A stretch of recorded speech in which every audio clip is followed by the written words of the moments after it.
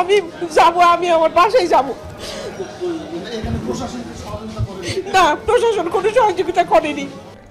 আহারে জীবন, জীবনের শেষ প্রান্তে এসে সন্তানকে আঁকড়ে বাঁচার আশা করেছিলেন মা বিলকিস আক্তার। বয়স ৭০ বছর, কিন্তু পরিণামে তাকে বসতে হলো বাড়ির গ্যারেজে, সিঁড়ির নিচে তালাবদ্ধ গেটের সামনে। নওগাঁ শহরের কাজীর মোড় এলাকায় ঘটে এমন হৃদয় বিদারক ঘটনা যা কাঁদিয়েছে অনেক পথচারীকেও।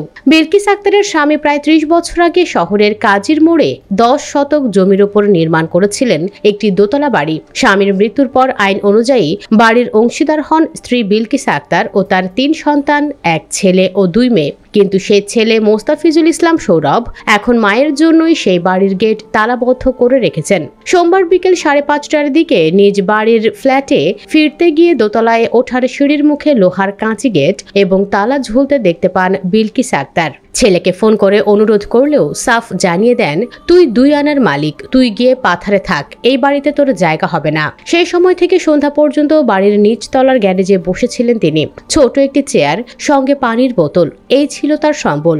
বললেন, রোজা আছি, সকাল থেকে কিছু খাইনি। ছেলে যে এমন হবে ভাবিনি কখনো। পরিবার সূত্র জানায়, স্বামীর মৃত্যুর পর সম্পত্তি নিয়ে শুরু হয় বিরোধ। মায়ের কাছে নিজের নামে জমি লিখে দিতে চাপ দিতে থাকে ছেলে সৌরভ, কিন্তু মা ও বোনেরা রাজি না হওয়ায় তাদের ওপর শুরু হয় মানসিক নির্যাতন। পরিস্থিতি এমন পর্যায়ে পৌঁছে যে ২০২৩ সালে বড় মেয়ে ও ছোট মেয়ে নিজেদের অংশ মায়ের নামে লিখে দেন। বর্তমানে কাগজে কলমে বিলকিস আক্তার ওই বাড়ির প্রায় ৭০% মালিক। এই বাড়ি আমার স্বামীর স্মৃতি, এইখানেই বাকিটা জীবন কাটাতে চাই। এখন নিজের ছেলের কাছেই গৃহহীন আমি, কান্না জড়িত কণ্ঠে বলেন বিলকিস আক্তার। তার বড় মেয়ের স্বামী ডক্টর আবুজার গাফফার বলেন, শাশুড়িকে তার ছেলে একাধিকবার গায়ে হাত তুলেছে। আমরা আইনের আশ্রয় নিয়েছি, মামলা হয়েছে, মানবিকতার লেশ মাত্র নেই তার মধ্যে।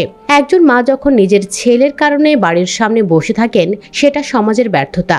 এই জন্যই ছেলে মেয়েকে জেনারেলের পাশাপাশি ইসলামী শিক্ষার প্রয়োজন, সাথে শিক্ষা পাশাপাশি নৈতিক শিক্ষা। যাই হোক প্রিয় ভিউয়ার্স, এখন আপনারাই কমেন্ট বক্সে জানান এই কুলাঙ্গার সন্তানের কি শাস্তি হওয়া উচিত।